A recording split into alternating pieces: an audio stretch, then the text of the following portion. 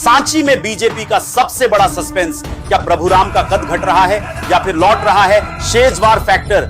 सांची विधानसभा एक ऐसी सीट जहां चुनाव सिर्फ जनता नहीं तय करती, यहां संगठन, सत्ता और साइलेंट लॉबी भी बहुत कुछ तय करती है। और अब सांची की राजनीति में एक बार फिर बड़ा सवाल तैर रहा है, क्या डॉक्टर प्रभुराम चौधरी का राजनीतिक प्रभाव धीरे धीरे कम हो रहा है? क्योंकि बीजेपी में आने के बाद मंत्री बने प्रभुराम, अब मोहन यादव सरकार में मंत्री नहीं है।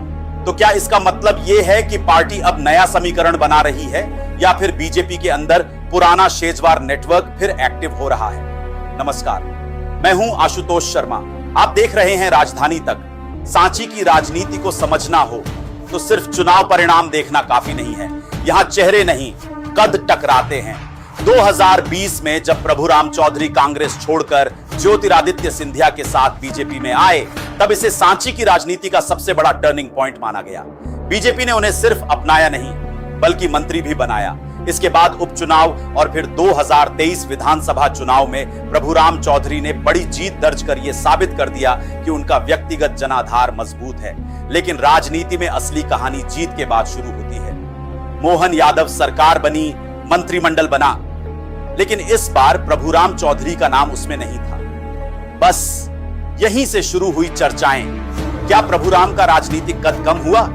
क्या बीजेपी अब सांची में नया चेहरा तलाश रही है या फिर पार्टी सिर्फ पावर बैलेंस बना रही है? हालांकि दूसरी तरफ बीजेपी ने उन्हें पूरी तरह किनारे भी नहीं किया। उन्हें प्रदेश बीजेपी का उपाध्यक्ष बनाया गया, यानी सत्ता नहीं लेकिन संगठन में पकड़ अब भी बरकरार दिखाई देती है। अब बात करते हैं उस नाम की जो सांची की राजनीति में आज भी खामोशी से असर रखता है, गौरीशंकर शेजवार। सांची लंबे समय तक शेजवार परिवार का मजबूत गढ़ मानी जाती रही। पुराने बीजेपी नेताओं में आज भी शेजवार परिवार की पकड़ और सम्मान दिखाई देता है। यही वजह है कि जब भी सांची में बीजेपी के भविष्य की चर्चा होती है, शेजवार फैक्टर अपने आप सामने आ जाता है।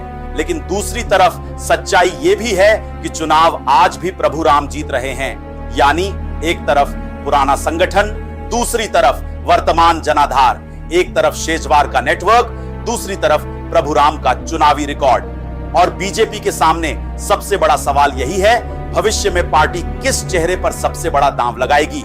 क्योंकि सांची में अभी सब शांत जरूर दिख रहा है, लेकिन अंदर ही अंदर भविष्य की राजनीति की पटकथा लिखी जा चुकी है।